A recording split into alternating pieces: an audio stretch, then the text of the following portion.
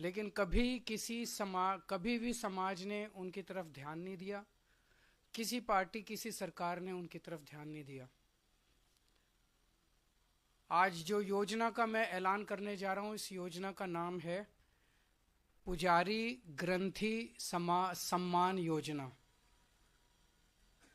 इस योजना के तहत मंदिरों में भगवान की पूजा करने वाले लोगों को पूजा करवाने वाले पुजारियों को और गुरुद्वारे में ग्रंथियों को हर महीने सम्मान राशि देने का प्रावधान है।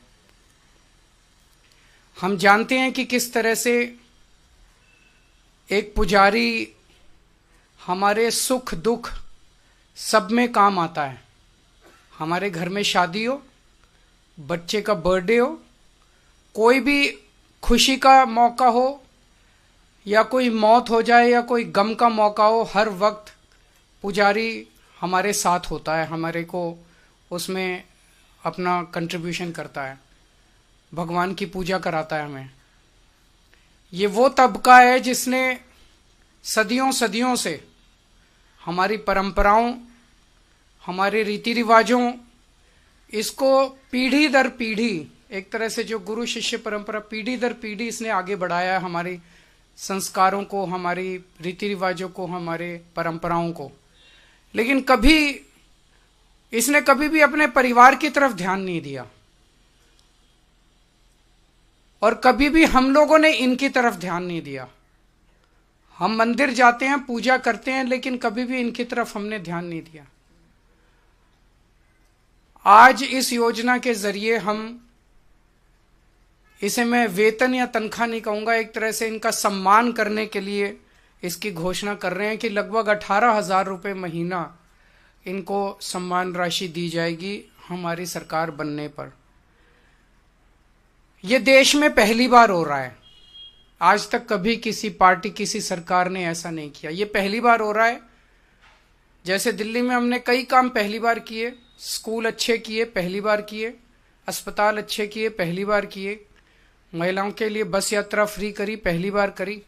ऐसे ये पहली बार हो रहा है और मैं उम्मीद करता हूं कि भारतीय जनता पार्टी और कांग्रेस की सरकारें भी इससे सीख के अपने अपने राज्यों के अंदर पुजारियों और ग्रंथियों के सम्मान के लिए ऐसी योजनाएं लागू करेंगी।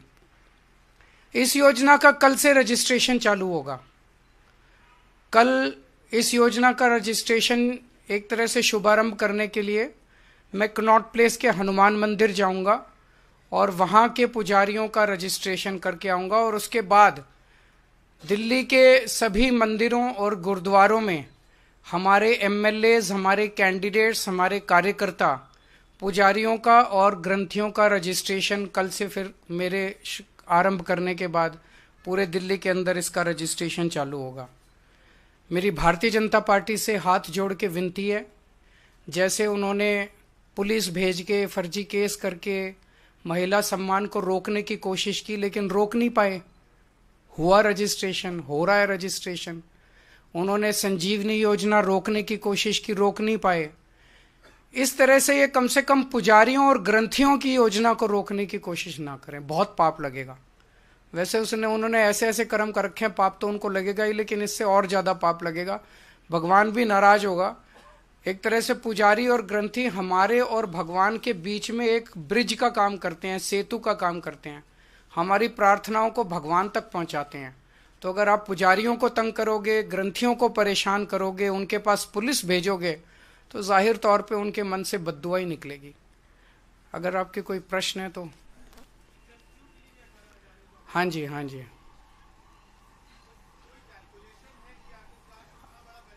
जो भी होगा उसकी चिंता मत कीजिए, पैसे की कमी नहीं होने देंगे। जब रजिस्ट्रेशन पूरा हो जाएगा तो बता देंगे कि कितने लोगों ने रजिस्टर किया।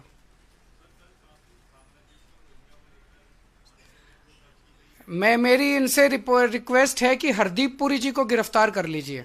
उनके पास सारा डेटा है, कहां कहां उन्होंने रोहिंग्यों को बसाया, उन्होंने ट्वीट करके बताया है। ये इतनी मेहनत कर रहे हैं, जरूरत क्या है, नौटंकी क्यों कर रहे हैं? हरदीप पुरी जी के पास और अमित शाह जी के पास सारा डेटा है, कहां किस रोहिंग्या को बसाया, वहां उसको कर लो गिरफ्तार।